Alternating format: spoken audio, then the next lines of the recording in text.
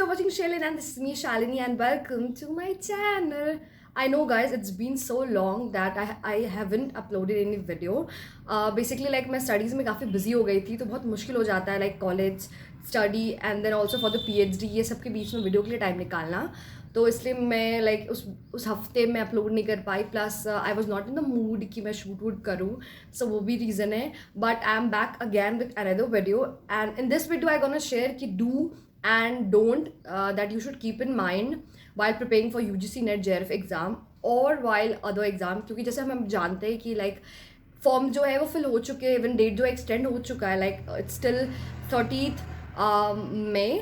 सो and ऐसा माना जा रहा है कि मे बी 30 दिन या 45 डेज़ के बाद एग्ज़ाम हो सकता है. तो बहुत इंपॉर्टेंट है, अगर आप प्रिपेयर कर रहे हो या प्रिपेयर कर चुके हो तो कुछ चीज़ें हैं जो आपको ध्यान देनी चाहिए ताकि एग्ज़ाम आपका स्मूथली हो जाए, एंड कुछ ऐसी चीज़ें जिस पे आपको स्पेशली ध्यान देना चाहिए कि वो गलती आप ना करें. So without any further let's start the video. The first do's is solve previous year question. By solving the previous year question, you get to know the pattern and the trend of the exam, and also you get to know your weaknesses and strengths so that you can work on your weaknesses to make it strong, and also to work on your strong to make it strongest. Make your own targets and try to achieve it. Try to make a small target, like a small topic on the everyday base, and try to complete it on the given time period. Third point is break. If you're studying since from a long time period, don't forget to take a break. If you're studying from a 3 hour, try to take a break of at least of the 25 minutes so that you can refresh your mind, and also try to have a healthy lifestyle so that you can easily handle the stress and the pressure of exam. And the fourth point is frequent revision. It is very important कि आप time to time revision कर सके. Like it's very important कि आप at least 5 time revision जरूर करो ताकि आपकी जो मेमोरीज है वो मेमोरीज में रहे, आप वो चीज़ों को भूल ना पाए. So try to revise at the frequent level, at least revise for a 5 time. And the last, the most important do's is time management. Time management is very important. Try to distribute your your full day between paper 1 and the paper 2. Try to give an equal time period. और अगर आपका paper 2 काफ़ी week है तो उसमें ज़्यादा time दो, या फिर पेपर 1 में ज़्यादा टाइम दो. बट इट्स वेरी इंपॉर्टेंट कि आप टाइम मैनेजमेंट करो and try to give 6 hour, at least minimum 6 hour every day, so that आप जो प्रेशर है उसको ईजिली हैंडल कर सको. लास्ट में काफ़ी ज़्यादा प्रेशर माइंड पे ना आए. Now let's just talk about the don't that you should be keep in mind or you should avoid while preparing for the exam. And the first important point that is very important, do not mug up the things. As we all know that paper 1 में हमारे 10 chapter है, paper 2 में 10 chapter, यानी कुल मिला के 20 chapter है. It's very tough कि आप हर चीज़ों को मग अप कर सको.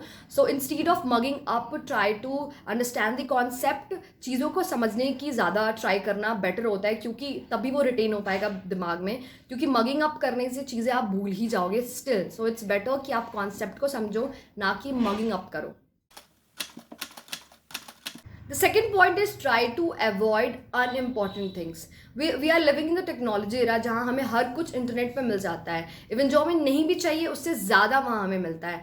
तो ये देखा गया है कि स्टूडेंट्स में कि वो इंटरनेट पे जाते हैं और बहुत कुछ सर्च करते हैं जिसके रिजल्ट बहुत अलग अलग आते हैं. एंड जो स्टूडेंट्स होते हैं वो सब कुछ पढ़ना चाहते हैं क्योंकि वो नहीं चाहते कि वो उनका जो एग्ज़ाम है वो क्वालिफाई ना हो. तो इस चक्कर में स्ट्रेस में वो लोग अनइम्पॉर्टेंट चीज़ें भी काफ़ी पढ़ लेते हैं, जिसके कारण स्ट्रेस कम होने के बजाय स्ट्रेस और बिल्डअप हो जाता है. तो ये बहुत ज़्यादा ज़रूरी है कि अपने प्रिपरेशन के दौरान आप ऐसे कोई भी अनइम्पॉर्टेंट चीज़ें ना पढ़ें.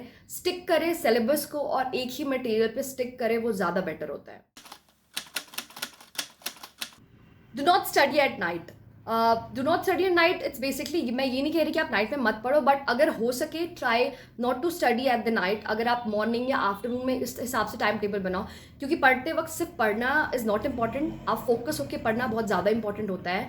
तो नाइट में होता है कि फोकस काफ़ी कम हो जाता है, क्योंकि आप दिन भर काफ़ी थके होते हैं. तो नाइट में जो फोकस है वो काफ़ी कम हो जाता है. तो इट्स बेटर कि आप मॉर्निंग आफ्टरनून में शेड्यूलिंग बनाओ अपनी स्टडी का, क्योंकि उस वक्त आप ज़्यादा फोकस रहते हो. सो अगर हो सके तो try to avoid studying at night.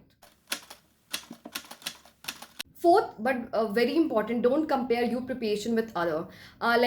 For myself, my own experience, मैंने भी ये चीज़ preparing के दौरान मैं अपने प्रिपरेशन को लोगों से कंपेयर करती थी, तो इससे इफ़ आई से इससे कुछ फ़ायदा नहीं होता है, इससे और स्ट्रेस बिल्डअप होता है. सो अगर आप प्रिपेयर कर रहे हो, if you are preparing for any exam, please never ever compare your preparation with other, क्योंकि इससे कोई फ़ायदा नहीं होता है, सिर्फ स्ट्रेस बिल्डअप होता है. तो स्ट्रेस को अवॉइड करने के लिए प्लीज़ अपने प्रिपरेशन पे फोकस करो. आप जितने भी प्रिपेयर करो, अगर 4 घंटे पढ़ो, 6 घंटे पढ़ो, सिर्फ अपने स्टडी पे फोकस करके पढ़ो, ना कि इस पे ध्यान देना कि सामने वाला क्या मटेरियल पढ़ रहा है, क्या पढ़ रहा है, क्योंकि आप सिर्फ देख रहे हो. इन जनरल ओरिजिनली वो क्या कर रहा है आपको नहीं आइडिया है. सो इंस्टीड ऑफ उस पर ध्यान देने के बजाय, क्योंकि उससे सिर्फ टाइम वेस्ट होगा, आप घर पे आओगे सोचोगे यार वो इतना पढ़ रहा है, वो इतना पढ़ा है, इससे सिर्फ टाइम वेस्ट होगा और कोई फ़ायदा नहीं करने वाला. तो इट्स बेटर है कि आप दूसरों पे ध्यान ना दे के खुद पे ध्यान दो. खुद पे ज़्यादा ध्यान दोगे तो आपकी जो प्रिपरेशन है और बेटर हो जाएगी.